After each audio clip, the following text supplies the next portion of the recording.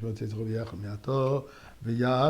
chers amis, prenez une pièce, mettons-le ensemble dans la tzedaka, par le fait que nous donnons la tzedaka, et le fait ensemble dans l'idée de Shnat Hakel, de rassembler ensemble, Artout nous amène à la Geoula. Et surtout si ça suit avec un Dvar Torah, ça fortifie encore plus les piliers sur lesquels le monde réside. Eh bien, si je vous poserais une question, d'après vous, qui est supérieur? L'être humain ou l'ange? Je risque de dire qu'en majorité, on va répondre, bien sûr, les anges.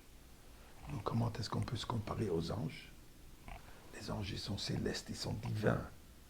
Le monde de Bria, le monde de Yitzira, sont des êtres célestes, des êtres divins. Nous, on n'est que des êtres mortels. Eh bien, dans la paracha de cette semaine, on rencontre 3 de ces anges. Et regardons un peu ce qui se passe avec eux. On a étudié la fin de la paracha de la semaine dernière. Avraham Avinu s'est circoncis par ordre divin à l'âge de 99 ans. Le début de la paracha de cette semaine, Dieu vient les visiter, Bikur Cholim, il fait une visite aux malades, et il voit que Abraham n'est pas de bonne humeur. Et ce n'est pas dû au fait qu'il a fait cette opération, mais puisqu'il fait tellement chaud à l'extérieur, en plein désert, il n'y a personne qui passe. Et nous savons qu'Abraham Avinu, il a consacré sa vie à nourrir les personnes, nourrir physiquement et à travers cela, nourrir spirituellement, leur faire passer le message, l'existence de Dieu. Et il n'y a personne. Dieu fait en tel que tout à coup, Hine shlosha anashim nitzavim alav, nous dit le pasuk. 3 personnes sont présentes. Et Avraham Avinu court vers eux et veut les donner à manger. D'abord, ils refusent. La suite. Mais d'abord, regardons un peu ici. Qui sont ces 3 hommes? Nous dit Rashi qu'en réalité, comme nous le savons, c'était des anges. Pourquoi faire 3? Alors dit Rashi la chose suivante. Echad, un ange est venu, l'ange Michael, le Vaser et Sarah, pour dire à Sarah la bonne nouvelle qu'elle va accoucher. Ve'echad, l'ange Gabriel, l'ange de sévérité, la forêt Sodome, il est venu pour partir et détruire Sodome. Ve'echad, et l'ange Raphaël, l'ange de guérison. Le rapporte est Abraham, il est venu pour guérir Avraham Avinu. Et Rashi ajoute, She'en malach echad oseh shtei shlichut. Un ange n'est pas capable de faire 2 différentes sortes de missions.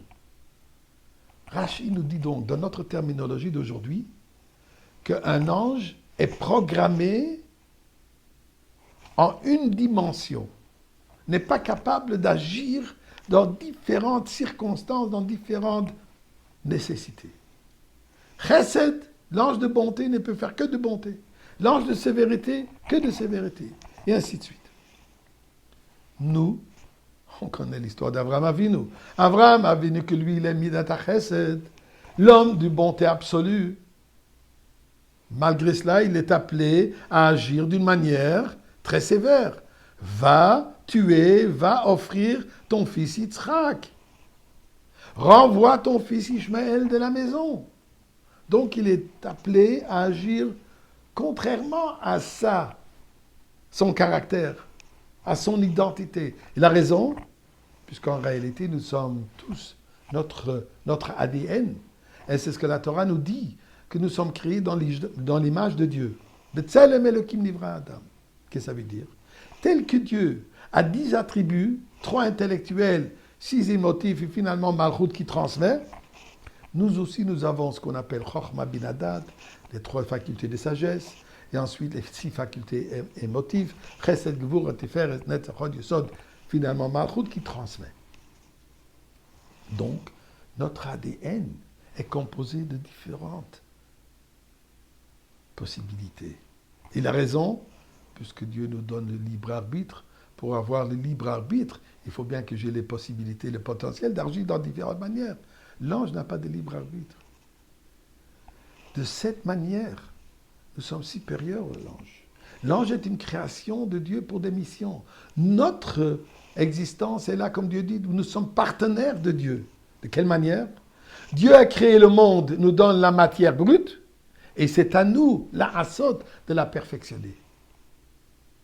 Ça, c'est notre mission. Chose que l'ange n'est pas capable de faire.